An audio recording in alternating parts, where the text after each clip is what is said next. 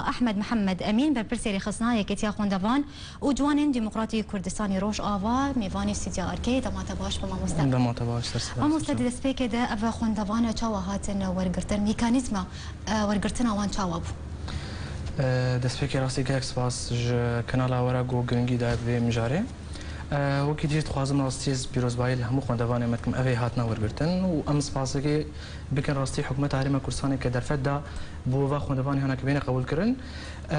وكو لجنة سرپرشتیار ایگو در خستی جی راستی سپاسیات کن ماموستا نزاد صالح ماموستا نشوان ماموستا آرام وكو امي روجاوا جي راستی ایگو پشتوانی ما بو يعني پشت پرده وقت باريكاريا مكرو كو يكتيا خوندوان راستی متخصص سپاسیا ماموستا سعید عمر بکن ماموستا سرحان ماموستا محمد شيرين که دسپیکا پروسس 2013 و حتی آنها که پیوا بردوام بون آریکار بونش برا ورگرتنا وانا که راستی او طلبه هاتنا قبول کردن جی گو 2013 و كيفنتر يعني هاتنا ورقرتن جبر افسي صالة امسري كارت كنجو بي قبول كرن بجبر روشا هريما كردستاني وجبو او روشا بنابرا يا امي روش افا كهاتنا في جمارة زيدا تاخير بو بس محاولات ما يعني في دمك محاولات خود كرت خلال فاصل صالة انه بي قبول كرن صالة شوي بريار بوكو بي قبول كرن رجيك محدد هادو بي قبول كرن ببي معدلاتهم بس ببي معدلاته كمعدلات هاتنا قبول كرن كرجاء قداني بون اي علمي تقريبا نوتو السيب وككيمترين طالب معدل هاتا قبول كرن ويا دبي نوتو يكبو فجبر في حالتي طلبه همو كلياتي برز افجي دبي جهي رخنيه مثلا سيس طالب لفا كليات بن فوجبر وقت بيربونا بنابر ايكو تشون اوروباي سبك زور دفج مثلا شهريمي تشون منافي هناك مثلا هبو فأفي لجنة هناك جوهرتنا خستا وكبي قبولات إخوالية هنا كده كر شرطك أساسي جو نشتجي هريمة كورسانة بي إقامة فورما مقيم هريمة كورسانة بي سردانا دائرة امتحانات أبكي وبشتي هناك كبي بروسس ده جو بو قبول كرنا هناك ما هو كي كتير كدسبيك أب عملي بو مسر زاغروز جمع راجان مسر راجاني دي جمع راجان ما قلت شك سي مقيم هريمة كورسانة بي اللي نشتجي هريمة كورسانة بي إقامة خو فورما خو معاملات خو بيشكشي دائرة أزمنا بكيش بوني بكبي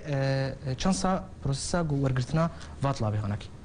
بله ما مستني دريا ورا اف خوندوان هاتن ورقرتن يان دريان دنجي هاتن ورقرتن قبول هناك اف حكومه هرم كردستان اف قبول انيا ما وكو يكيتي ما اريكاري بوارا كريا راستي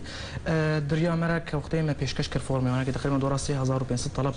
في وثيقه هات الجماعه هات بيشكش كرن ما تقديمي دائره امتحانات كرج غير هناك دريه دي رجي هات بيشكش كرن جميع فا وثيقه فورمي هناك مباشر شونه دائره امتحانات دريا مرا دريا هنا كديده بيشكش كرنا وزارتي وزارتها پرورداق بشي ازمونه كان بشي امتحانات وافنافي هناك تقريبا دوره 7000 بو جوانا كي افجمار هناك هذا قبول كرن ضصدو شي سي طالب بله ما مستا اف خوندوان ينگو هاتنا ورگرتن كنگي دكارن هرن خوندنا خبر دوام بكن هما جس بدا دمودتك كيم راس جنو حتى ده روجه كي دي دست معاملات خو بكن كو تسجيل خو بكن كو كاربن ايصال خوندنا خو بكن هكا تاخير بو مجبورن صاله بدا دست تسجيل خو بكن اجام لفيدا كيد منبر ودان بجن كجس بدا كو قريبا ايغو زاني بنافي هاتب يا سردانا مبكي يان سردانا وزارتها كوندرين بالابكي كنافينا كي هي وجبوني دست بمباشره دوام خبكي باش اف خوندوانانا ده چه بشي هاتن ورگرتن بشي جورا جور يعني هندسه هي علوم هي قانون هي علوم سياسيه بشي جورا جور راجعندن هي يعني هر يكي ببي معدل هناك ببي